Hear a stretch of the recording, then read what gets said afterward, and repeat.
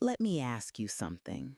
What do you call a person who says they don't care about titles but insists on being announced as the Duchess of Sussex even when she walks into her friend's living room, a room with exactly two people inside? You call that a mystery. A very loud mystery wrapped in beige fabric and self-promotion. This is the strange, glitter-coated world of Meghan Markle, where every move looks polished on the surface, but reveals something far more fragile underneath. A world where a cappuccino arrives with her face printed in the foam, and she pauses an interview to take a picture of it. A world where every public appearance somehow lands on the exact week Catherine, Princess of Wales, returns to royal duties after battling cancer. Coincidence? Sure. And I'm the Queen of England. Tonight, we're going to peel back the layers. The magazine covers, the holiday trailer in depressing beige, the obsessive need for announcements, titles, and validation. And maybe by the end of this video, we'll finally understand one simple question. What does Meghan Markle really want?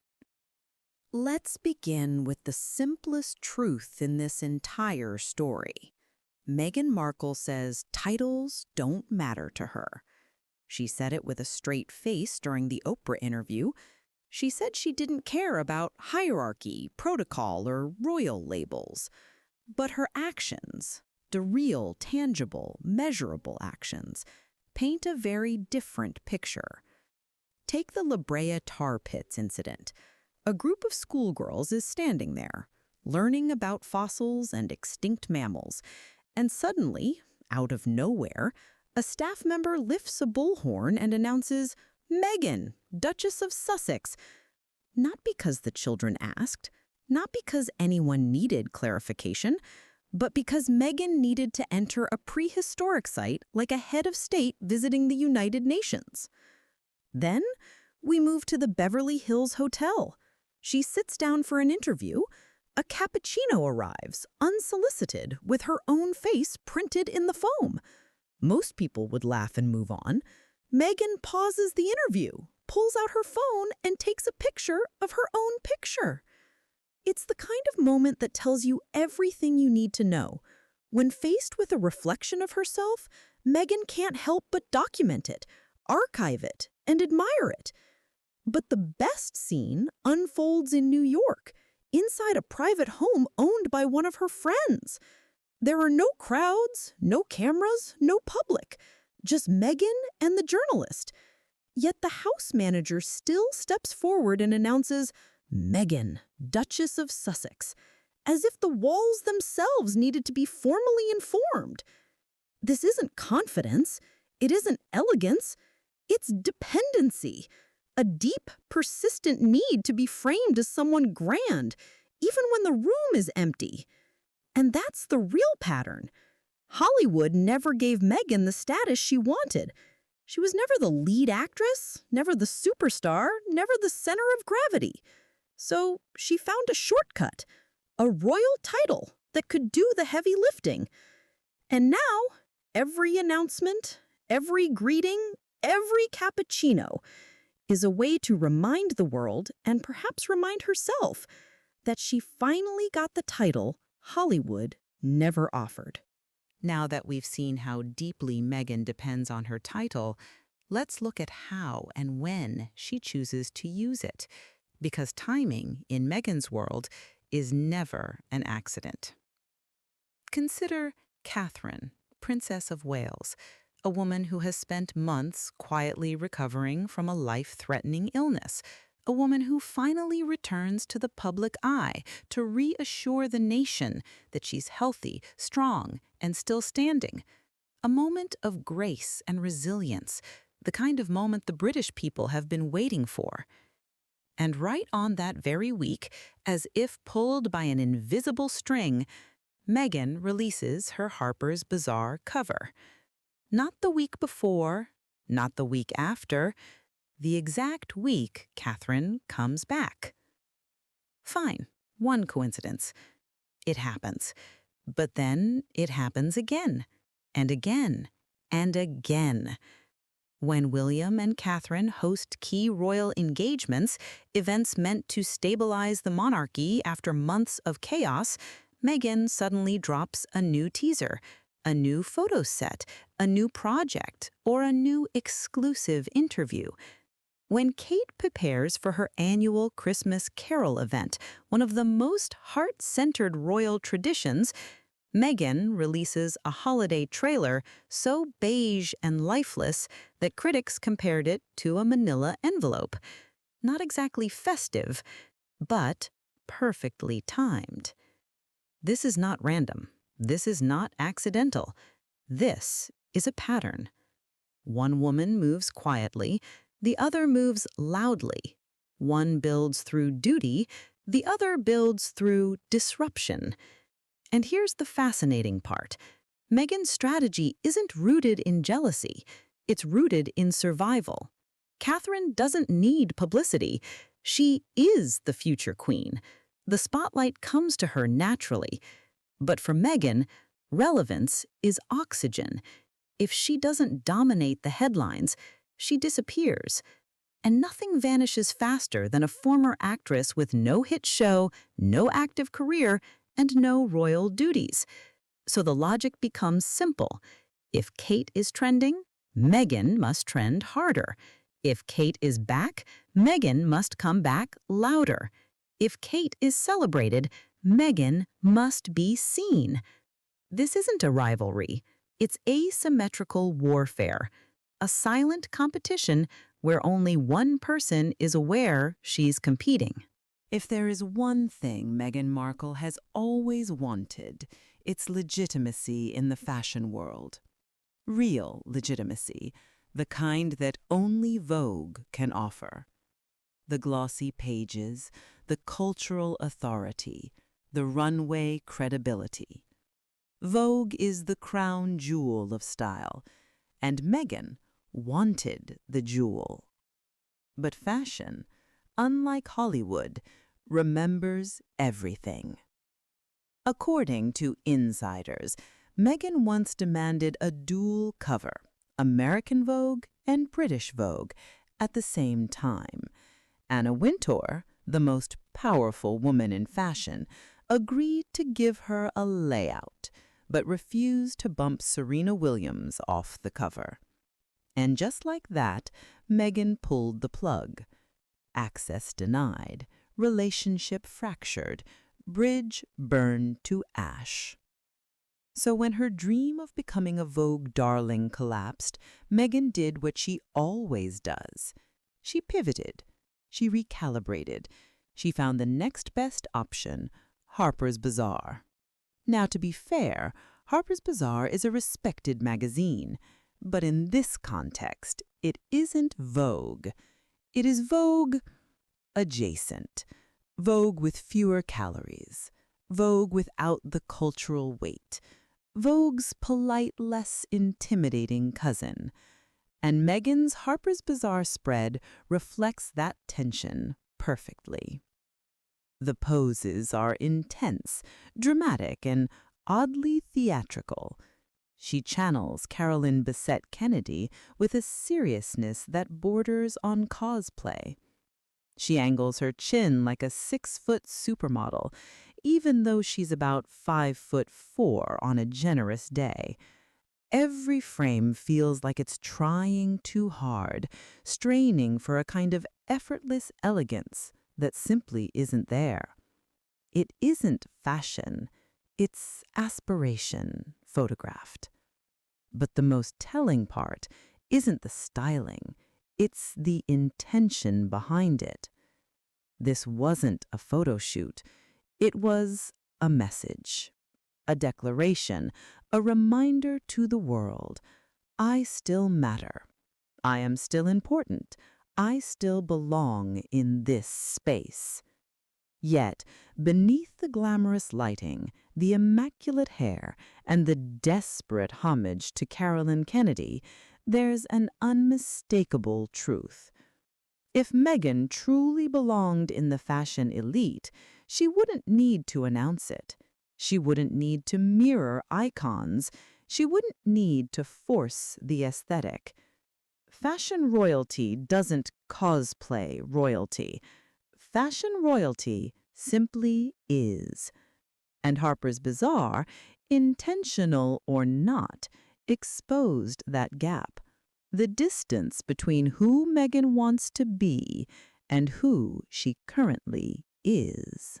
Let's move to the holiday special, the project that should have been Meghan's easiest win. A holiday special is the friendliest format in entertainment. You don't need conflict, you don't need big acting chops, you don't even need a plot. You just need warmth, joy, color, a little sparkle, the emotional equivalent of a cup of hot chocolate. Yet somehow, Meghan turned Christmas into beige. When the trailer dropped, critics asked a very simple question. Where are the Christmas colors? Because instead of red, green, gold, or anything remotely festive, the entire project was drenched in muted browns and sand-colored monotony. It looked less like a holiday celebration and more like the waiting room of a luxury dentist. This is where things become interesting. Because the lack of color isn't just bad design, it's symbolic. It mirrors the emotional tone Meghan tries so hard to project. Controlled, filtered, curated to the point of lifelessness. She tells the audience she loves the holiday season. She talks about connection, tradition, togetherness. But the visuals tell a different story, a story without family, without community, without shared memories. A holiday special with no holiday spirit. And that disconnect is the real issue. You can't manufacture warmth with lighting. You can't create joy with scripted lines. You can't fill silence with beige. Because the hardest truth in Meghan's holiday project is this: warmth is not an aesthetic. Warmth is a feeling. It comes from the people around you, and Meghan's world is noticeably empty. No family, no long-term friends, no recurring community. Just Meghan, the camera, and a very expensive color palette of brown. This isn't festive. It's lonely. And loneliness, no matter how beautifully filmed, still looks like beige.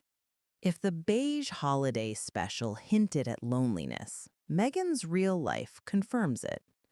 A curious pattern has emerged over the years. Not a loud pattern, not a scandalous one, but a quiet, unmistakable erosion. The people around Meghan disappear. Let's start with the obvious. Her once highly publicized friendships with fellow actors from Suits have faded into the background. The cast is still asked about her in interviews, and they still say polite things because they're professionals, but you never see them in her projects. You never see them in her home. You never see them in her celebrations. Politeness is not closeness. Then there's Daniel, her longtime makeup artist. A man who was once invited into her home, photographed, praised, featured in stories about her inner circle. Now he's nowhere. Not a cameo, not a sighting, not even a social media nod. Fans joke about proof of life, but the silence says enough. And what about her new Hollywood ventures? No recurring collaborators, no consistent creative team, no stable network of industry allies. In a town where relationships are currency, Meghan's wallet is getting thinner. Except for one name, Abigail Spencer. The only friend who still shows up from time to time, a single thread in a fading tapestry. This absence matters. Because no matter how glossy the exterior appears, no matter how luxurious the photo shoot or how controlled the messaging, a shrinking circle tells its own story.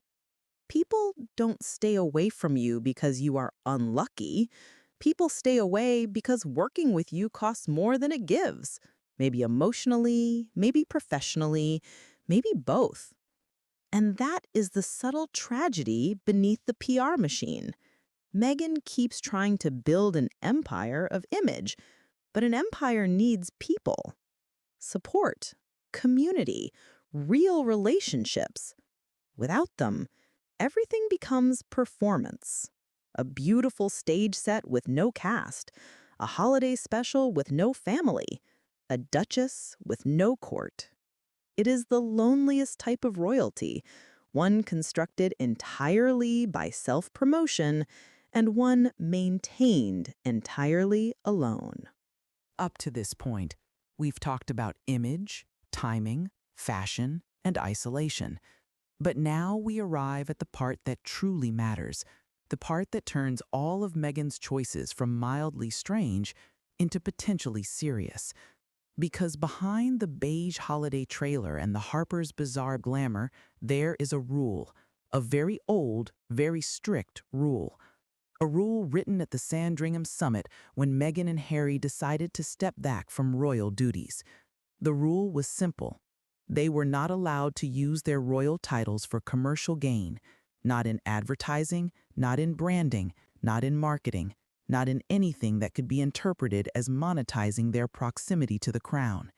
And yet, the pattern is impossible to ignore. On the Harper's Bazaar cover, written in sharp, elegant typeface, is the phrase, Meghan, Duchess of Sussex. Not Meghan Markle, the actress, not Meghan, the entrepreneur, but Meghan the Duchess, the royal title. Inside the interview, she is announced repeatedly with the same title, even in private settings where no protocol exists. The title becomes a marketing tool, a subtle but powerful piece of branding. Then we look at her lifestyle products, the jam, the homeware, the soft-focus luxury items. None of them explicitly say royal, but they don't need to. Her title is the halo. Her history is the advertisement. Her proximity to the monarchy is the hook. Even the holiday special, released at a carefully chosen time, leans on the invisible weight of the title.